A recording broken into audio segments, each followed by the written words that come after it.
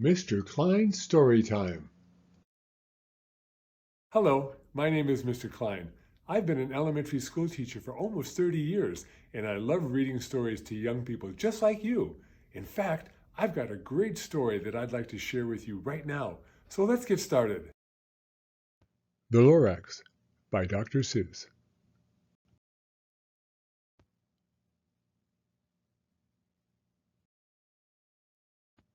The Lorax by Dr. Seuss. At the far end of town, where the grickle grass grows, and the wind smells slow and sour when it blows, and no birds ever sing excepting old crows, is the street of the lifted Lorax. And deep in the grickle grass, some people say, if you look deep enough, you can still see today where the Lorax once stood just as long as it could before somebody lifted the Lorax away. What was the Lorax, and why was it there? And why was it lifted and taken somewhere from the far end of town where the grickle grass grows? The old Onceler still lives here. Ask him. He knows. You won't see the Onceler. Don't knock at his door. He stays in his lurkum on top of his store. He lurks in his lurkum, cold under the roof, where he makes his own clothes out of muffered moof. And on special dank midnights in August he peeks out of the shutters, and sometimes he speaks, and tells how the Lorax was lifted away. He'll tell you, perhaps, if you're willing to pay. On the end of a rope he lets down a tin pail, and you have to toss in 15 cents and a nail, and the shell of a great-great-great-grandfather's snail.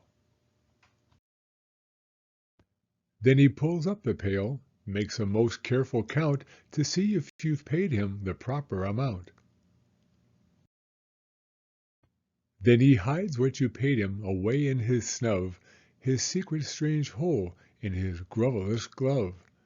Then he grunts, I will call you by whisper-ma-phone, for the secrets I tell you are for your ears alone. Slop! Down slips a whisper-ma-phone to your ear, and the old Onceler's whispers are not very clear, since they have to come down through a snurgly hose, and he sounds as if he had smallish bees up his nose. Now I'll tell you, he says with his teeth sounding gray, how the Lorax got lifted and taken away. It all started way back, such a long time back. Way back in the days when the grass was still green, and the pond was still wet, and the clouds were still clean, and the song of the swomy swans rang out in space, one morning I came to this glorious place, and I first saw the trees, the Truffula Trees, the bright-colored tufts of the Truffula Trees, mile after mile in the fresh morning breeze. And under the trees I saw brown barbaloots frisking about in their barbalous suits as they played in the shade and ate truffula fruits. From the ripulous pond came the comfortable sound of the humming fish humming while splashing around. Those trees! Those trees! Those Truffula Trees! All my life I've been searching for trees such as these. The touch of their tufts was much softer than silk, and they had the sweet smell of fresh butterfly milk. I felt a great leaping of joy in my heart. I knew just what I'd do. I unloaded my cart. In no time at all, I had built a small shop.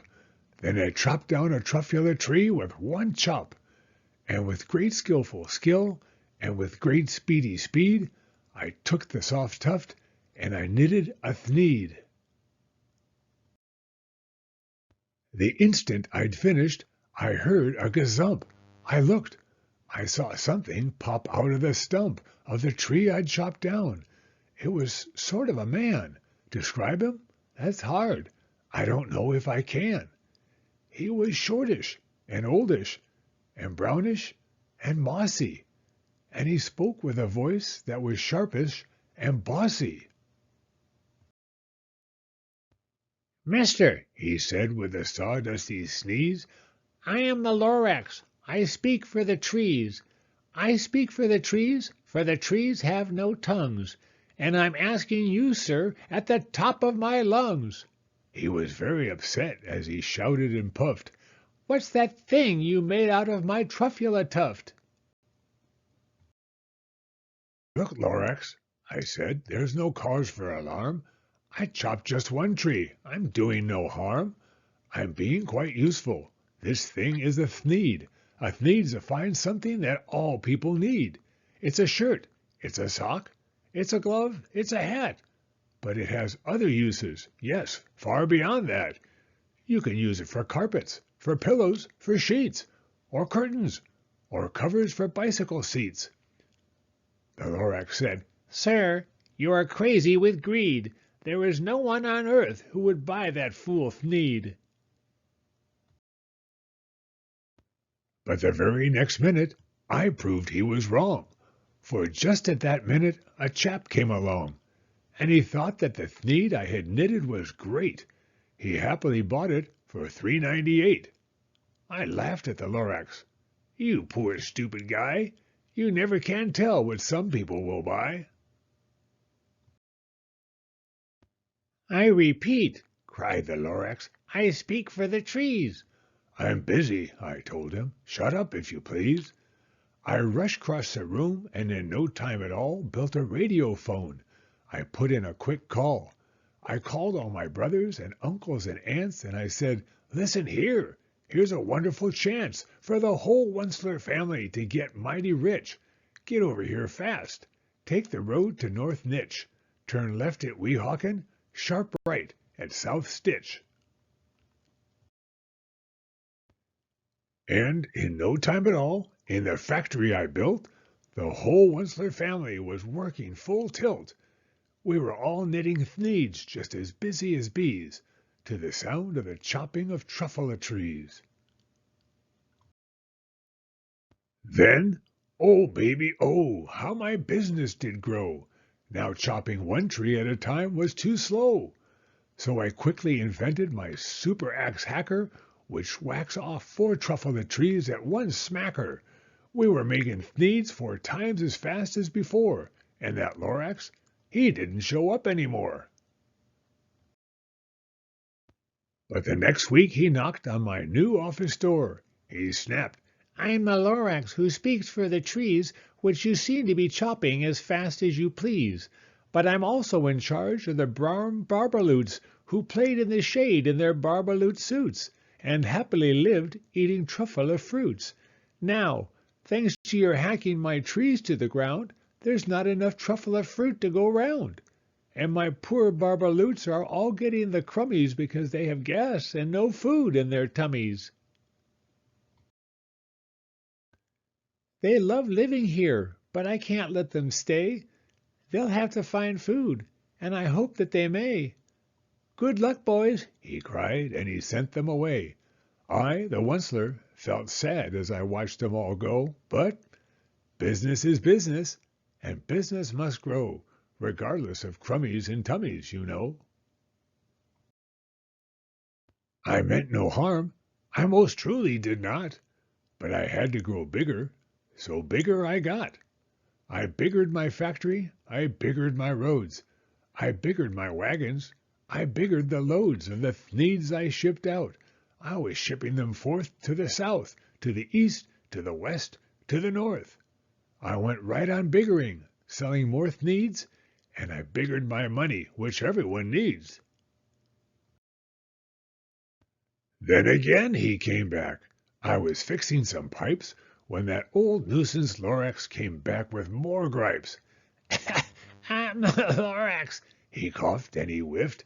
He sneezed and he snuffled. He snargled, he sniffed. "Onceler!" he cried with a cruffulous croak. "Onceler, you're making such smogulous smoke. My poor swommy swans, why they can't sing a note. No one can sing who has smog in his throat." And so, said the Lorax, please pardon my cough. They cannot live here, so I'm sending them off. Where will they go? I don't hopefully know. They may have to fly for a month or a year to escape from the smog you've smogged up around here. What's more, snapped the Lorax, his dander was up, let me say a few words about Gluppity-Glup.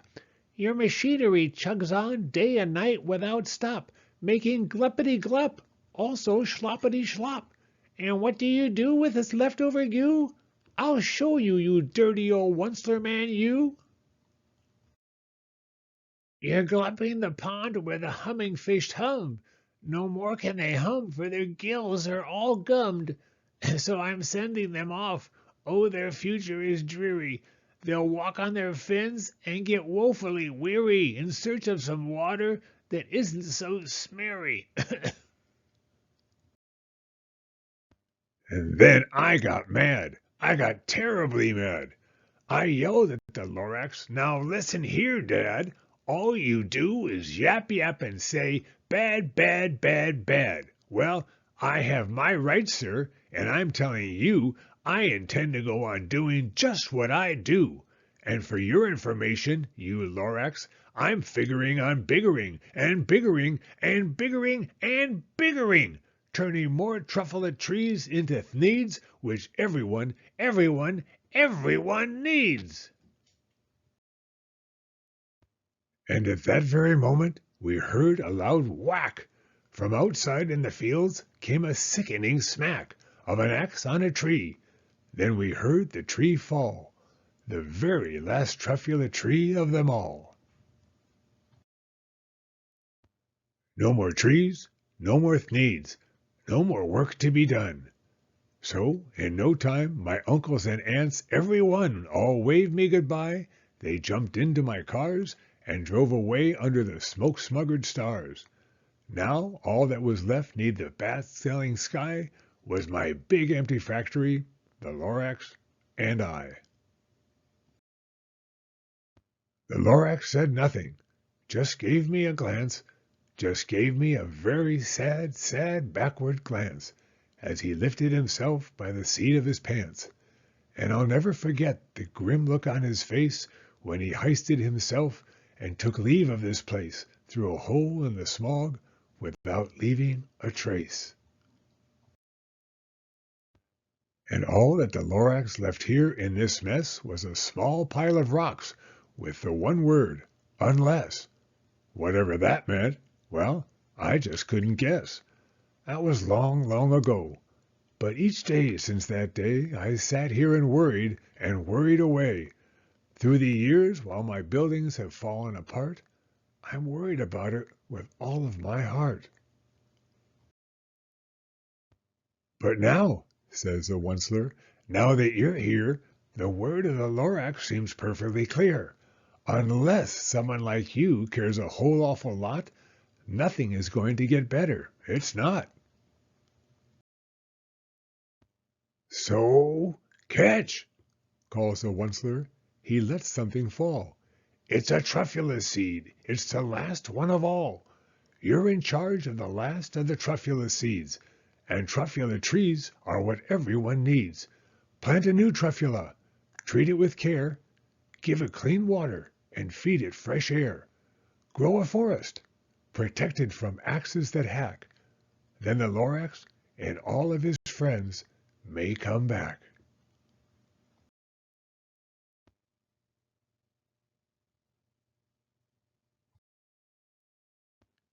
The end. Thank you for coming to Storytime. If you like this video, please give it a thumbs up. I read new stories every week, so be sure to hit the subscribe button if you'd like to hear another one. Hope to see you again soon.